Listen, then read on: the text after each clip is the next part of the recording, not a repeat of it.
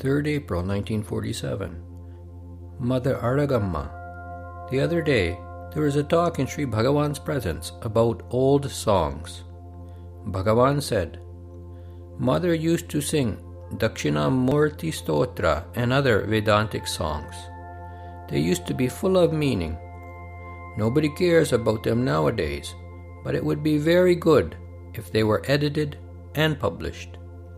On hearing that, I remembered about the old philosophic songs in Telugu also, and felt that it would be beneficial spiritually to Our Ladies if those songs also could be edited and published, and wrote an article about it. In it, I mentioned the Appalam Song, which assumed much prominence in Bhagavan's teachings to Mother Alagamma, and which is considered to be one of the best songs. When I told Bhagavan that I wanted to send the article to the Telugu magazine Griha Lakshmi, he asked me to read it out to him. On hearing it, Bhagavan said, There is a big story about this song, and at my request he was pleased to narrate it. In the early days when Mother came to stay with me in Virupaksha cave, there was no cooking. If Etchamma or anybody else brought her any food, she used to eat it, clean the vessels, and then go to bed. That was all. One day, she thought I had nothing special to eat, and as I was fond of the twin appalams, she thought it would be a good idea to make some for me. Being well experienced, she could not refrain from making them. Without my knowledge, she asked the Mudaliar old lady, Etchamma, and some others to get everything ready, and one evening she set out, saying that she was going to the village. I wanted to see where she was really going, and so, when she left, I waited silently under the tree outside. She thought I did not know anything. She went to several houses, collected all the required things in a big vessel, and returned. I closed my eyes and pretended complete ignorance. She put them away carefully in the cave till all the visitors left. After nightfall, I had my usual meal and lay down pretending to sleep. Leisurely, she took out the wooden roller, wooden seat, loose flowers, and the balls of paste, and commenced making appalams. There were about 200 or 300 to be made. She could not prepare them all single-handed. I knew the job. So she quietly began telling me, My boy, please help me with it. I got the opportunity I was waiting for. If I were lenient in this, she would start something else. I wanted to put a timely stop to it. I said, You have renounced everything and have come here, haven't you? Why all this? You should rest content with whatever is available. I won't help you. I won't eat them if you prepare them. Make them all for yourself and eat them yourself. She was silent for a while, and then again started saying, What, my dear son? Please help me a little. I was adamant. She continued to call me again and again. Feeling it was no use arguing any more, I said, All right. You make these appalams. I will make another kind. And I started singing this Appalam Song. She used to sing a rice song, soup song, and other such songs, all with Vedantic meanings. None appears to have written an Appalam Song, so I felt I should compose one. She was very fond of songs, so she felt that she could learn another song. By the time the preparation of the appalams was over, my song also was finished.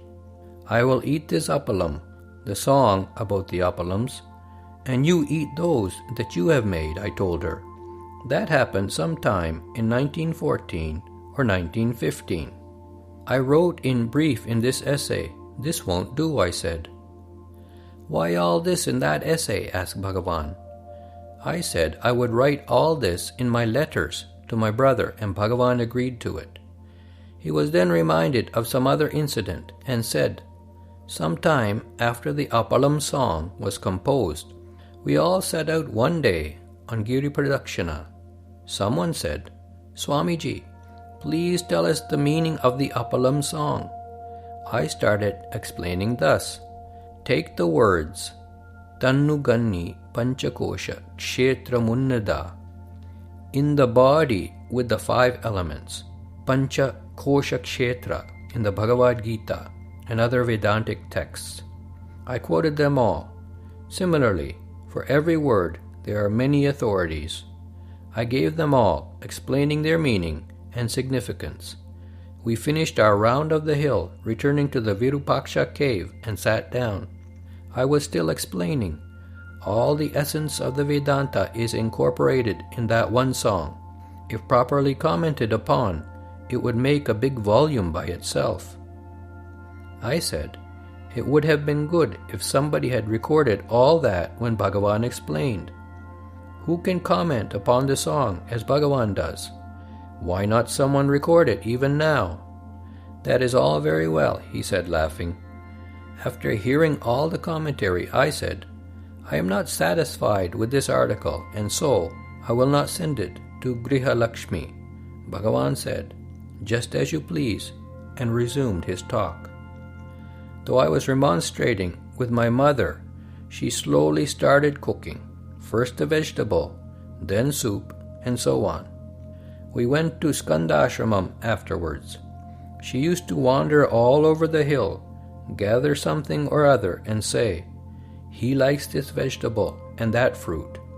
She took no notice of my remonstrations. Once, while she was coming to the jungle at this side, her sari got in a thorny bush. It was only then that this path was cleared of all bushes and the like. She said she would not leave me and go anywhere else. If she went anywhere, she was afraid that she might die there. She was particular that she should die in my arms. When Alamelu, Bhagavan's younger sister, built a new house in their village near Manamudarai, she begged Mother just to go over there and see the house. She said it was enough if she, Mother, just set her foot in it. But she never went.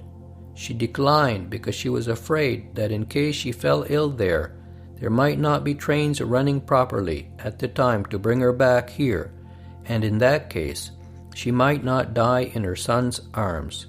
She used to say, even if you were to throw away my dead body in those thorny bushes, I do not mind, but I must end this life in your arms. As he was saying that, his voice began to falter through emotion. My eyes got moist. I said, renunciation should be as firm as that with everybody. Yes, yes, he said, and was silent.